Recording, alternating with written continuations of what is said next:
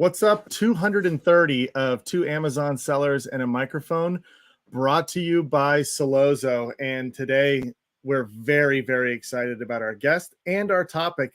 We're going to be talking about using listing translations. It's huge. You're going to find out how important that is. I think it might blow of like the Spanish-speaking market in the United States. And obviously, if you have marketplace, if you're selling in other marketplaces, how important that is as well. Joining us to discuss all this and much more is Vanessa Hung. She's the CEO of Online Seller Solutions. What's up, Vanessa? How are you? Hi, Dustin. Hi, Chris. How are you? Good.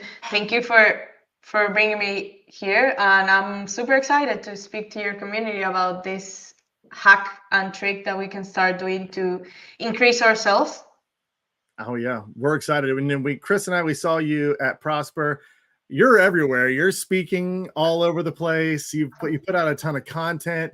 It's impressive what you're doing. We're going to talk a little bit about that as well. But that tip you shared at Prosper, I was like, oh my gosh, I've got to go figure out how to implement this right away when I get back with my super long to-do list that I usually come back with from a conference like Prosper. But we'll get into all of that. But before we jump into that, for anybody who's listening right now, doesn't know you, doesn't know about Online Seller Solutions, we'd love to hear your story, just how you got into e-commerce space, and then what made you decide to start Online Seller Solutions and all the great things you're doing now. So you've got the floor for a little while. Take it away. You can give us your story. Perfect. Okay, so I'm originally from Venezuela. In Venezuela, I had a company and I was like manufacturing balance boards. And that was a super cool product that I wanted to get online. And I started like looking into how to sell online. At that moment, that was 2014, 15, that the drop shipping model was super like popular, right? So I was starting seeing a lot of content on YouTube about it. I learned then about doing drop shipping and FBA. So kind of like knew what FBA was, did all the videos that I found about FBA, and thought about like doing it myself, like on like an Amazon here. The thing is that at that point I got stuck into how am I going to have an LLC and a company and paying taxes. That was just like impossible in my mind at the moment. So I put that into a bucket in my mind and move on. Start doing other things. Eventually move to the States in 2017. And at that point, I got a position as the e-commerce manager in a company. So they wanted to do Amazon. And because I knew about it, I knew about how the model worked, I was like, yeah, sure, I can do that for you. I understand everything. Obviously, that wasn't drop shipping. It was more like they have their products, they wanted to sell there. So I started with this company. We grew like to 7 figures in 10 months, and we opened 2 other accounts. So we have like 3 accounts. It was huge. And because they were selling clothing, the catalogs were massive. We're talking like 80,000, 100K like SKUs. It's just ridiculous. So I started managing that and fell in love with the unsexy side of Amazon called flat files. I don't know if you ever have seen one, but in the catalog, that's just a huge spreadsheet that is a database of information. So I got very good at it. I love them. I literally love them. I love to work with them. So then I jumped into a community here in South Florida, the Wizard of Ecom. I started going to events, and I realized that nobody knows about flat files. Nobody likes to talk about flat files, and they don't understand it. So I'm like, wait a minute. I grew this brand and these accounts like alone. I didn't have any community. I didn't have any reference, right? And then when I got out there, it's like people don't even know how to manage. So the management side of an account is very undervalued and neglected. So everybody likes the ROI, the PPC, the ACOS, the product. How can I get it cheaper from my manufacturer? They understand that, and there are good players in that. But when it comes to my catalog is a mess, or my variation is not ranking, or my product is not indexing anymore, people don't know what to do. So I like that side.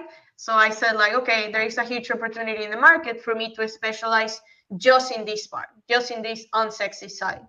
So that's what I call online search solutions. It's like solving the problems, the unsexy problems of Amazon. So we take care of catalog, inventory, and account health, giving the seller the experience they need, they want, because they don't have the knowledge, the willingness, or the patience to understand or deal with Amazon. It's amazing. And it really is. I like the way you define that, the unsexy side of Amazon, because it is. And, you love it. That's awesome. Because I look at a flat file and I freak out. I'm like, Exactly. if I upload this, the whole thing's going to crash. I can just feel it coming. And I'm like, just my finger is over the button going, oh no, here we go. But there's so much more you can do, and there's so much more you can manage from there as opposed to going through the UI. Yeah. And Chris and I talk about this all the time. We love the branding and the images and creating, all that stuff. But actually, there's so much involved in catalog management, and that'll go into our topic too about creating, making sure your listing is translated properly. When there's a toggle, I mean, I don't know, we'll talk about this, but there's a toggle up there where you can switch it to Spanish on .com, and it may look horrible when somebody does that, based on the way you have your listing set up. So yeah, I can't stand, like, I can't stand, I shouldn't say I can't stand. I really run away from flat files. Like, I don't want to do it. No. Give me the UI. Let me just do it in the back of Seller Central. Vanessa, why is, like, what do you get? What's the benefit of using flat files? What are some things that you can do better with flat files than what you can do with just using basically Seller Central? So in the beginner level, in the plain level of what does a regular seller can do with a flat file, is just inputting more information in the back end of the listing.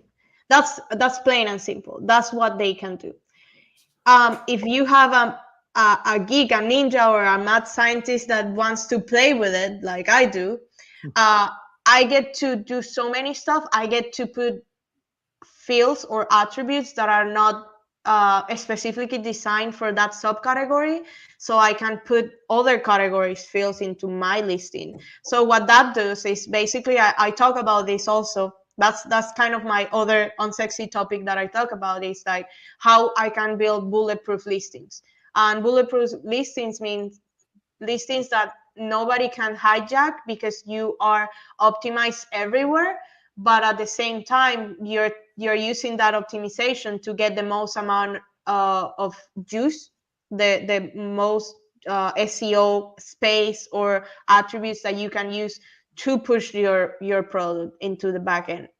So playing a lot with the filters and what keywords that you need to put to appear in the filters when you look for your product on Amazon, and things like that in the technical details of the product. So instead of just seeing 2 rows or 3 rows, you start seeing 30 or 13 or like 40. It depends on how well you use flat files. So in a basic level, you can input more information in the backend, like in with a flat file in the backend.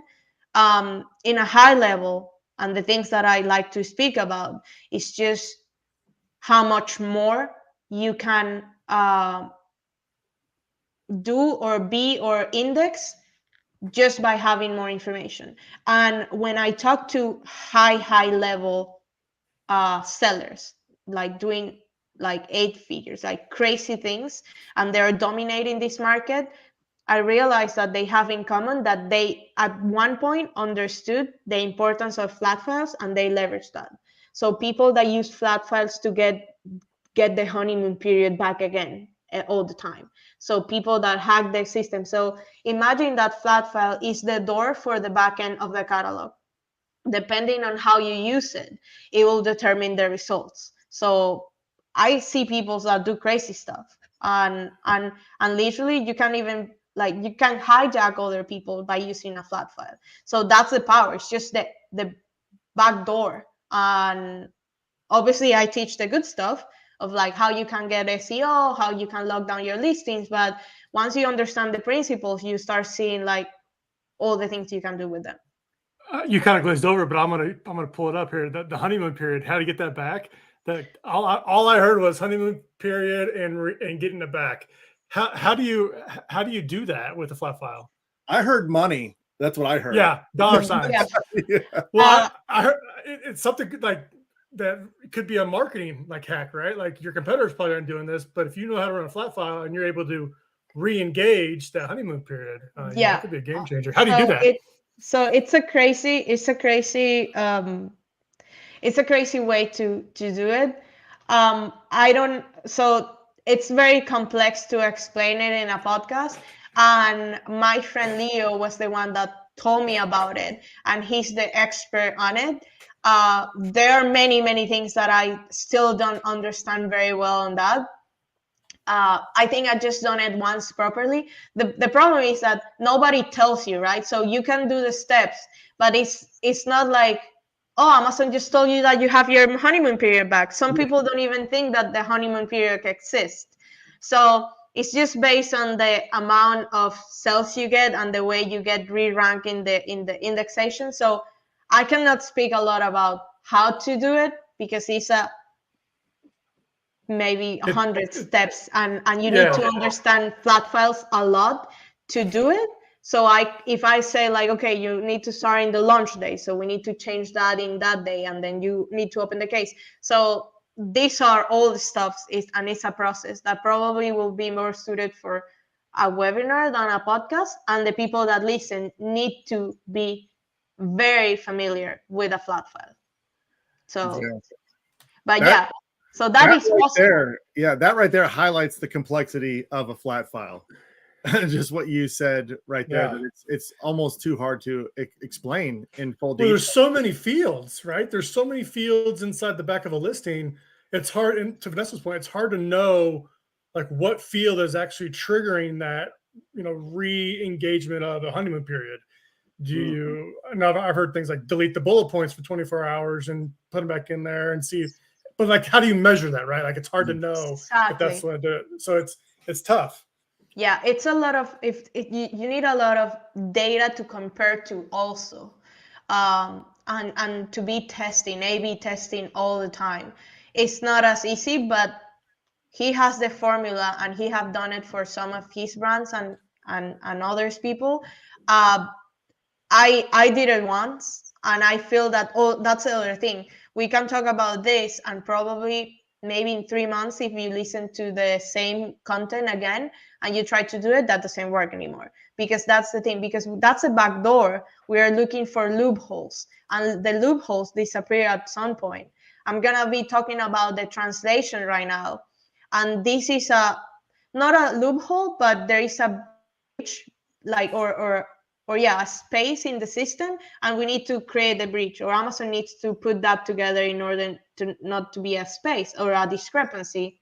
But potentially, maybe, I hope that in less than a year, this is not a reality anymore.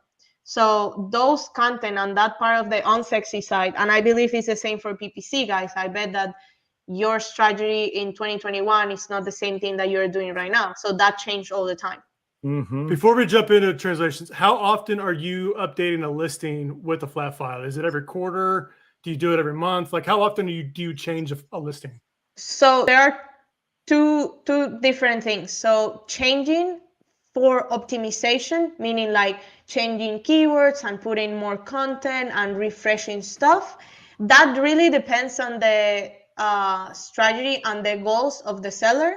It also depends on how early they are in their launch. So if it's a mature listing, we're talking at different timelines. I think the recommendation right now in the industry, I see that it's like 30 days, every 30 days, try to change little things. It's not like the whole redo. And that's the other thing that happens. There is a conception in the industry of like, optimization is a trap. You can always optimize more. Like, you never see a listing and you see this is it. You always can do better pictures. You can always do better bullet points. Always a better title with other keywords. Like, So for people, it's like, oh, I optimized in 2017. I don't need to optimize anymore. That's a lie too. So don't see optimization as this big thing. That's a like little drops that you can start filling into a bucket. So in that side, 30 days is nice. 60 days, depending on how mature the listing is and how much you sell. Because if you change every 30 days, maybe you don't have enough information to compare to the last 30 days. But if we have a high selling product, 30 days is enough to see results. But with flat files per se, and the importance of uploading that all the time is, I'd like, depending on how big or how competitive is the category, we try to do that every month, if not every 2 weeks. Why? Because when you upload your category listing report, which is the report of all your inventory, all over again, even when even when you are not changing anything, when you upload it again, you're telling Amazon, I'm contributing to my listing. And the thing is that the catalog it's like in a timeline. So they always prioritize the last contributor. So if a hijacker comes in and try to change your title in today, but then you in 2 weeks upload again the right information, you will always be the last contributor. And Amazon sees that. So Amazon give you bonus point, brownie points for doing that. So that's the other thing. Honestly, depending on how competitive is your niche and how often you get hijacked, you can literally upload your category listing report every day if you want. You're not breaking anything, and you can do it. You will always be the last contributor. So you protect yourself as a defensive mechanism as often as you want. Like, there is no right and wrong, but it depends on what your goals are. That's interesting. I didn't realize that, but it makes total sense. Yep. And it also seems like a lot of work. Once you have, I think the category listing report is something that you can download right now in your account and see and get the flat file for your whole catalog. Okay, and that you get it through inventory reports. Once you optimize that once, meaning like the backend, the attributes, all that, you just save it. That's the other thing. I talk about flat files as a database. And sometimes I get a lot of leads and clients that come to us and say, like, I lose everything. I lost my bullet points. I lost my description, my title. Like, now the brand name is changed. And I'm like, perfect. Do you have the backup? Do you have the backup information? And they're like, no. And I'm like, what do you mean? Like, why?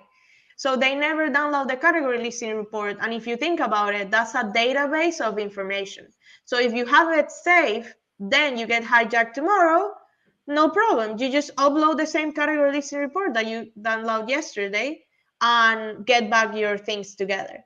But those are, you got me talking about what I love the most, okay? But flat files are so powerful. It's not only what you can do and all the geeky stuff that you can do in the backend to find loopholes, but also it's a database. And the only thing we own on Amazon, we don't own the customers, we don't own the platform.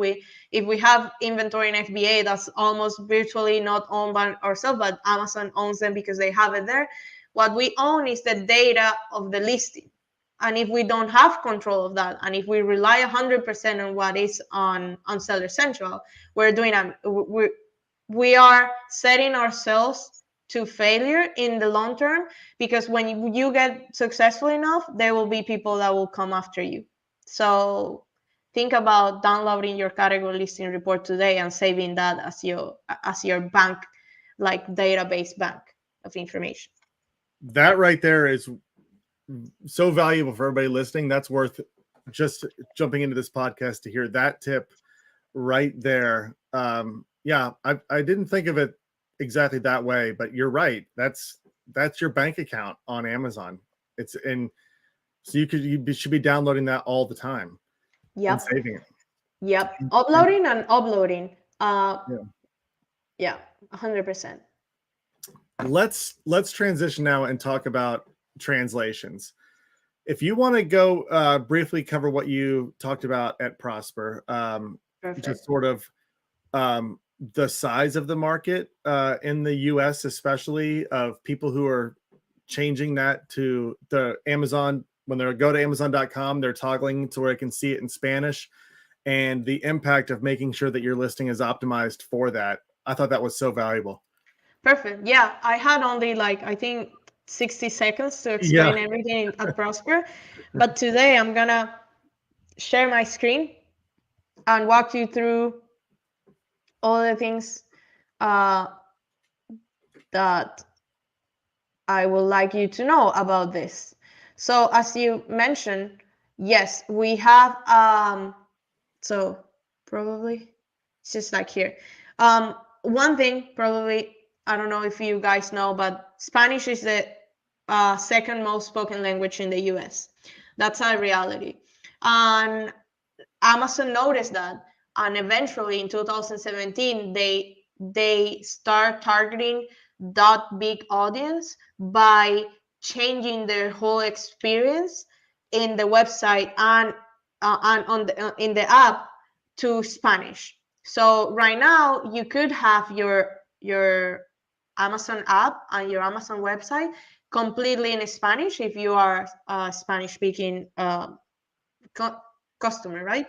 So to give you a little bit of background and story on why this is so important for sellers, and once you understand that, you basically open a new market within the States without leaving the US. And what I'm talking about right now, the numbers are just the residents in the United States, but take in consideration that there are a lot of countries in Latin America that shop on Amazon.com. So in my experience as a Venezuelan, when I was living in Venezuela, I used to shop on Amazon.com and send that to my like hometown back in Venezuela, or sending to an address here in the States and then get them send it to there. So the numbers that I'm talking here are just like moderated, like this is a bigger market. So there are 63.6 million Hispanic consumers in the States, with $2 trillion of spending power. So huge. This is a year, 2 trillion a year. And 25% of all millennials are Hispanic. In the numbers of this community, that means that the 75% of the Hispanic consumers are millennials. And what this tells me is that they are 35 years and younger, meaning that they are native online shoppers. So they are already buying online. They didn't switch to buying from normal retail, brick and mortar, and then to go online. No, they grew up with buying online. So this is funny. I know this is a podcast, but this image is like, this is basically the sellers that are following tips that are very popular in the industry, saying like, yeah, put keywords of Spanish in the back end, or do this and do that in Spanish, or advertise in Spanish. That's really good. And I think that we should do that, but we need to be optimized for. And a lot of the Amazon catalog is not optimized for that. So why do they matter for your business in general? Is that this group is very heterogeneous. So that means that it's not a specific target or demographic. Within the Hispanic community, there are many, many different smaller communities.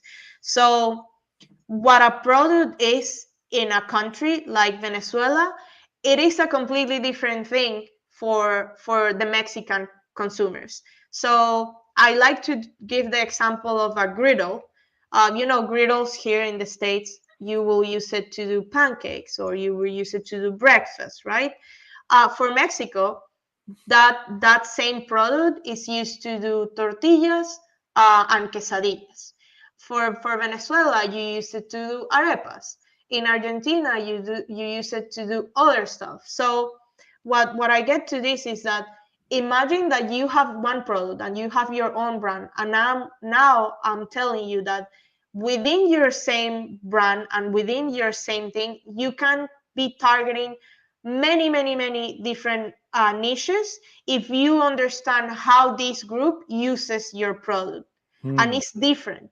So this is huge. The research that you can do here, it just change one keyword, one image, or one product display ad that you use an image. So imagine that I love this example when for the griddle, what we did was, you know, when you do display, the app display, you can add an image. So for the campaign that was in Spanish, that was target for the keyword for the Mexican, and that's the other thing. Griddle for Mexicans is spelled different than from Venezuelan. So in Mexico it's comal, in Venezuela it's budare, completely two different keywords. When you target that and then you put a picture of the griddle with a quesadilla, now you're laser targeting that audience. When you use budare, which is for Venezuelans, you will use a picture with an arepa, and that's laser targeting. Same product, same ASIN, same thing. And then I'm gonna be showing you how to know that 100% your listing is optimized for that experience without changing anything else. What I'm talking about is what you can do as far as research and targeting those. But this is not much extra work as far as like optimizing or creating a new listing. So the other three characteristics of this demographic is that they are brand agnostic. So they are very willing to try new brands. So they are not attached to big brand names. That's amazing for us in the Amazon space because normally we are private label owners that we want to push our brands. So there is a lot of friction if we have a demographic that is attached to big brand names. They are review givers and seekers. So reviews are extremely important for them. And especially if we have reviews that are, or if they see reviews that are in Spanish, that's amazing. Some of them don't get translated when you are on Amazon. So if they see in Spanish, that's very good. And yeah, as I mentioned, there are native online shoppers because 75% of, well, 73% this year, and it will grow more. They are 35 years and younger. They're millennials. So if you see the graphic that I'm showing right now, we're going to have in 2025, we're going to have 40.2 million of millennials in the United States that speak Spanish, that are in the Hispanic community. So this chart is just like where they are located, like the top 10 states. So if you have a lot of sales in Florida, Texas, New Mexico, Arizona, California, Nevada, New York, Illinois, and Colorado, probably you are already selling to them, you are already target them, but you don't know how to communicate with them. So you're not doing that job right. That's what I'm gonna be showing you. So the other part is, when did this happen? So if you think about it, this doesn't happen yesterday, and that's the sad part. It's funny that it took me a while to find this and start talking about it. But in 2017, that's when Amazon changed the whole experience to Spanish, to target that audience, because they understand they are huge in the States. They used the translation service that wasn't great, and that's where most of the catalog information is coming from. When that system was like implemented, the information was not great, so the translation was copy Google translation thing, not great. Then in 2020, they changed the translation machine. It's called Neural Translation Machine, and it's completely different. In 2020, it also changed. And guys, this is so huge.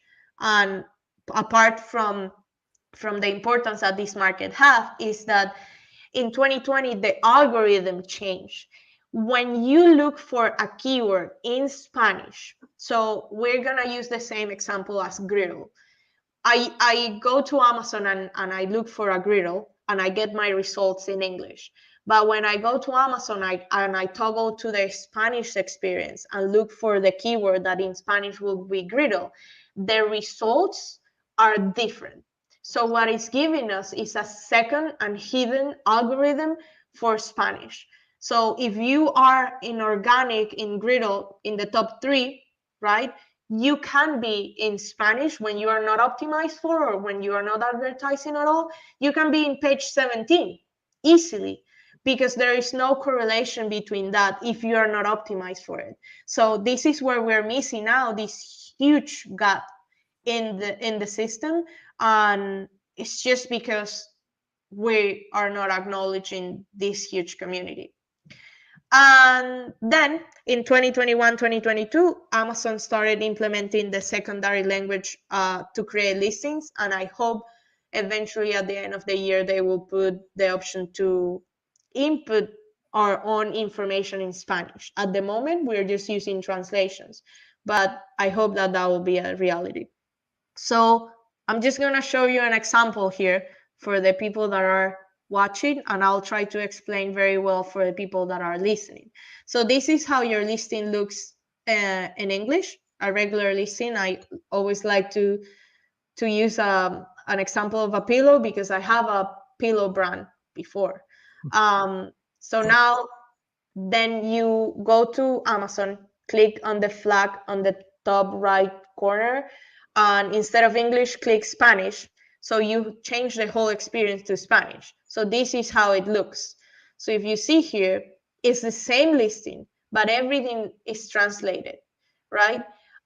So key difference here: the title for the English side says queen size set of 2. Okay, that's part of the title, not the whole title, but part of it. When you look into Spanish, there is no keyword that's telling me what's the size, or that this is a set of 2. So I already lost the customer that is looking on Amazon for a queen size set of 2 in Spanish. So they will start looking for almohada, talla queen, paquete de 2. That's what they will use, right? Those are the keywords that they will use for that. In my title, none. The other thing different there is that it's so funny, because the algorithm is not recognizing pesticide keywords. And I don't know if you know about pesticides, and probably I'm like giving some flashbacks of bad experience to some sellers that listen to me, but pesticides were a huge thing like last year, and I think they still a huge thing when you're using those keywords. But in the title there are 2 keywords. The last 2 keywords in Spanish are 100% pesticides. So that should be not that's just not good. So that's where the huge discrepancy is. The system is not even reading it. And if you see in the back on the bullet points, we have 5 bullet points in English and just 4 in Spanish. So this is what I talk about, guys. Like, this guy or this brand, this ASIN, is the Amazon choice for sleep restoration gel pillow. The Amazon choice. So this is huge ranking, 6,349 reviews. That a great seller, but they are missing the opportunity to sell to the Hispanic market just because they are not optimized for. So Amazon's changing this listing, right? Like, so to kind of give a visual of people listening, you typed in the word sleep restoration pillow, and then by your name on Amazon where it says hello, blah, blah, blah, your account name, there's an American flag there, and you can change it to show results in Spanish. And when you do that, Amazon translates those listings to Spanish, but they've missed a lot of keywords here. So this is where a seller is missing out. 100%. And if you think about it, so if you want to go back to the data, you will say to me like, oh, Vanessa, but you know what? The Spanish keywords on Amazon are super low. And I have and I can show you the screenshots. I probably don't have it in this presentation, but the number on the conversion rate for a Spanish keyword is so low compared to the same keyword in English. And then you ask why? Well, obviously it's because they are not optimized for. Because if you go for the queen size set of 2 in Spanish, that conversion rate will be so low because basically in this listing, you don't even have that information. So we are advertising or we are inputting information in the back end of the listing that we just don't have it in the story of the front end. That's why there is a huge discrepancy. Once we optimize for it and once we start leveraging those keywords and advertise on that, that's where the game change and those conversion rates, and that's where you start targeting or tapping into this market. Do you have any idea why Amazon left out queen size set of 2, or is that translated into something that doesn't mean that, or what? No. So what happened is that what I show you in the timeline here, the problem is that the translation, and this is why, or this is the trick that I'm gonna give to you, these translations don't happen in real time. They are not translating your listing in real time. They are using a legacy translation that they did in 2017. So I don't know when was the last time that this listing got translated, but when that got translated, that was the Spanish translation they did. And if you ask me, that was for sure before 2020, because the translation system that they implemented in 2020 is machine learning. And that translation is like 100% better than whatever Google, like simple Google translation is. So that's why there is a discrepancy. And what I'll be showing you later is how can you fix it in case your listings are not good translated. So the idea is here, if you think about it, the main listing or the English or the listing in English is your main body of information. The Spanish one is just the shadow, right? It should be exactly the same. So the shadow should reflect it is in English. But in this case, it's not reflecting that. So they're using all information. They're using what the information was before. That's where we need to close the bridge and ask for the refresh of the translation. All right. This is interesting. This is really interesting. So what do we do? How do we get this corrected? Perfect. Just let's go into that. I'm just gonna tell for the thing that I mentioned about the ranking. So the second or hidden algorithm behind the search results, what the theory says is that they will use, so your product will be relevant for that Spanish keyword, getting from the top 8 products or the top products that are related to search on those. So okay, let me do it simple. If we have the keyword griddle, right? There are multiple keywords in Spanish for that same keyword. Amazon will choose the top 8 that are more related to that, and they will Frankenstein the results of those keywords to put it together into the Spanish one. That's why the results are different. I don't know if you get that. So that's why if we are ranking for the top, so if we're selling griddle and we are optimized for the top 8 keywords in Spanish for the griddle, in the time that somebody looks for that in Spanish, we will be in the search results or in the top search results. This does not depend as much as how much sells or stuff. It's just the secondary language and the results on that. And that's continuously like monitored by Amazon. So that's why you need to be optimized for as many like keywords on that. So then, and this you can speak about more than myself probably, is like the untapped potential that ads or the keywords in Spanish have, and the ads that you can start running. If you go into a Spanish search and you search for something in Spanish, you will see also that there are less advertising space than in English. And what that tells me is just that there is no demand for those keywords in Spanish. The price on a Spanish keyword is so low compared to the English one. And that this is just, for me, this is just a huge opportunity. So you will be investing in a blue ocean rather than the red ocean that is right now, like PPC and all the costs and all the stuff. So this is like untapped market. The localization, as I mentioned before, because it is an heterogeneous group, you can target different audiences and micro niches with your Spanish keywords. So this is how you fix it, guys. So these are examples I'm putting here with the case, showing you what I did. So the first thing that you need to do is open a case with seller support and request. I do recommend you that at least the first case, if you can have 100,000 SKUs. But the first case for the first ASIN, do it by phone and request them to escalate you to the translation team. Okay, the majority of the first line of seller support that will pick the phone don't know that the translation team exists.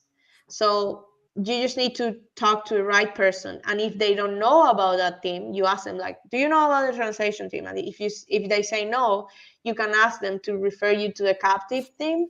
They are the ones that are familiar. So there is no way that we can talk to the translation team directly, or there is no way to email them. You just need to open the case and ask them for the escalation. I have sellers that come to me and email me saying, like, Vanessa, I heard your information, but that team does not exist. Yeah, it does. I know it does. You just need to be patient enough to find the right seller support representative that send them over. And then you will request them to update your content for the Spanish translation or for the secondary language, because this is funny. Everything that I'm talking about, I'm doing it very specific for an example in the Spanish, because that's the secondary language that we have in the States. But for Canada, the secondary language in the experience is French. So everything that I'm talking right now works for French as well in Canada. So you request the translation team to refresh that. So what they will do is close the bridge or the gap between the body of content in English and the shadow, which is the Spanish translation. There is no way at this point to request them to update the information in Spanish as you want. So don't waste your time trying to hire somebody to translate your listing, because you won't be able to update that with the translation team. There's just no way. And I hope that will change in the future. That's my bet, that they will let us control that information. At the moment, unfortunately, no. So results of this, and I think that the consequences in the long term is that you expand your business just by using this strategy and tapping into another marketplace or another market within the States. You don't really need to leave the country at all. You just need to do the research enough. Align yourself with Amazon Vision. This is so important because this happened, and for me, it's mind-blowing. This happened in 2017. It's taken 5 years to talk about this, where the information was already there. So I think that for all these years, we've been missing out in this community, and they are underserved population. Oh, yeah, we need to start serving them because they're frustrated. And once they see a brand that communicates very well in Spanish, it will be hard to think about leaving them, right? And you will leverage your US operations. Lastly, I'll say that there are many things. So everything that I do, just like to summarize it. What are the things that you're going to do? You're going to go to your front end, to Amazon.com, toggle into the Spanish speaking side.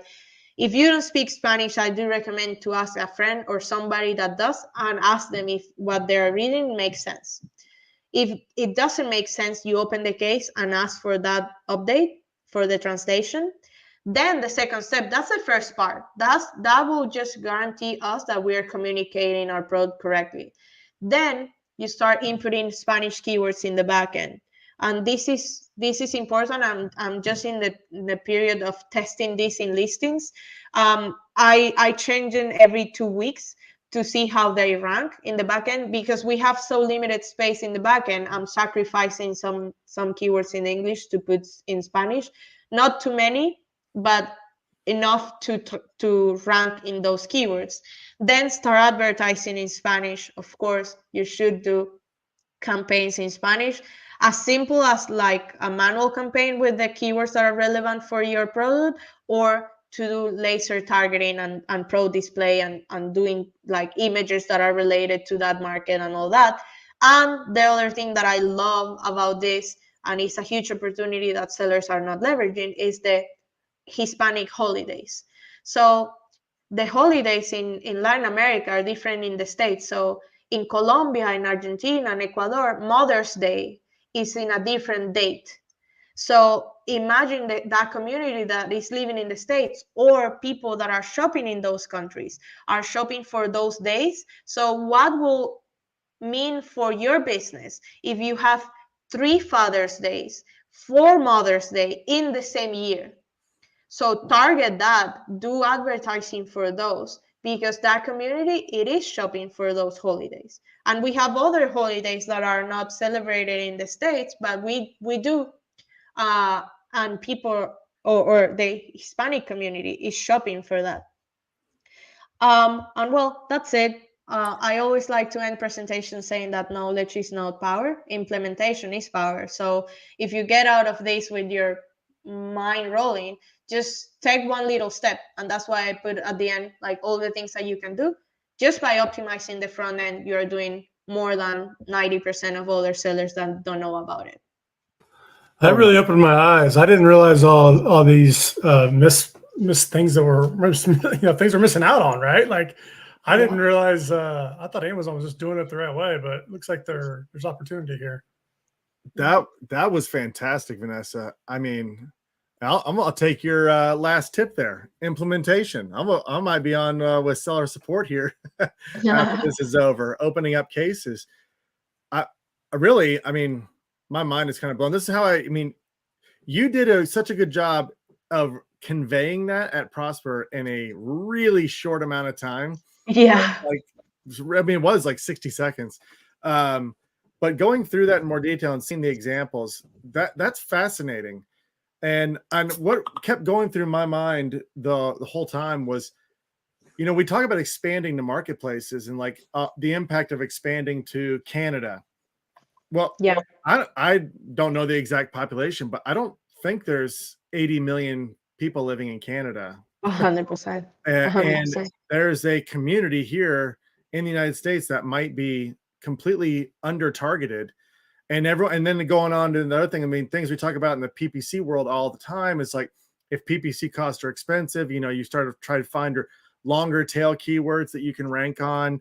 But how about Spanish keywords? Yeah. I mean, you're talking about the competition's low, ranking there. It's not like you're ranking for a few people. Exactly. It's a huge audience. And also I didn't really think about the amount of people that are shopping that aren't in the US.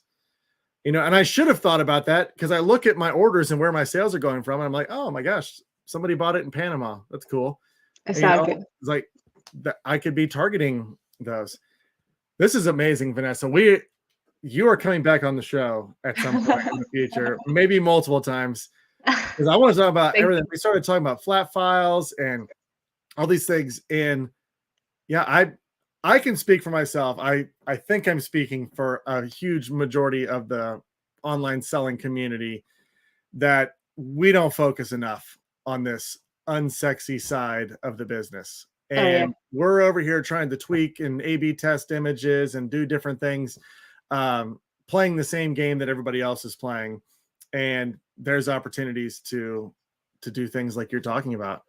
One of the things that I realized this year is that moving forward, guys, I believe that the sellers that will have the most success will be the ones that know how to optimize their operations and how to leverage their management. So instead of thinking about how can I so for example, targeting an inefficiency in the Canadian market. Oh, nobody sells griddle in the Canadian market, I'll go there. Instead of doing that, you need to start like looking for the inefficiencies within your business and within your market to start filling that, because nobody else is doing. And I believe that creates a better and stronger foundation for you to like grow. And this is what I talk about. Probably you won't be selling to the 70 million Hispanic consumers, but what if you sell to 7,000 in a year? Like how much more revenue you will do. So at scale, we start seeing what is a half a percentage more in your revenue. Like, start little. I think this is a huge opportunity, and if you know how to do it well, this is just massive. But just by changing the experience, you're already doing a lot more than many other people. I love it. You're so right. And I know people are watching or listening right now, and they're like, I have got to work with Vanessa. I'm thinking that right now. I mean, I know everyone else is thinking that. So tell everyone who's listening, if they're interested in working with you, how do they contact you? Where do they need to go? How do they start the conversation? Perfect. So our website is Online Seller Solutions. The best email to contact us is hello@fulltimeamazon. And all my social media, I'm very big into education. So as I mentioned, when I got into this business, it was because I knew that there is a huge potential of educating people in management. So my social channels, Facebook, Instagram, and LinkedIn, are for that. And we create content every day showing you the unsexy stuff in a very, very simple way, SOPs that you can implement right now, or how to of many, many things. So that's Full-Time Amazon in Facebook and Instagram. And in LinkedIn is Vanessa Hung. And yeah, that's how you contact us. And if you are in-person events, because I go to a lot of in-person events, feel free to just like come and talk. I love to connect with people. Everyone, you got to go follow her content. It's amazing. She does put out a lot of great stuff. All of it is super educational and it's actionable. You can watch the content and you can go take an action right away on almost everything she puts out. So make sure you follow her. Vanessa, this has been an absolute blast. You opened our minds to some new aspects of the Amazon world for sure. So thank you so much for coming on, and thank everyone for tuning in today. If you like content like this, make sure you subscribe to our podcast, or you can watch all of our live streams on Solozo's social media channels, Facebook, LinkedIn, YouTube. Follow those as well and turn on notifications so you get notified when we go live with amazing people like Vanessa. And additionally, if you're struggling with your PPC or your advertising on Amazon, or you're interested in launching and optimizing campaigns targeting Spanish keywords, we can help you at Solozo. Go to solozo.com. You can schedule a demo. You'll talk with either Chris or myself. We'll talk to you all about our platform, how we can help automate and optimize your ads for you, and we can help set up some Spanish keyword campaigns for you right there on the call. So go to solozo.com and schedule a demo today. All right, everybody. Thanks for tuning in. Vanessa, thanks for joining us. We'll be back at this again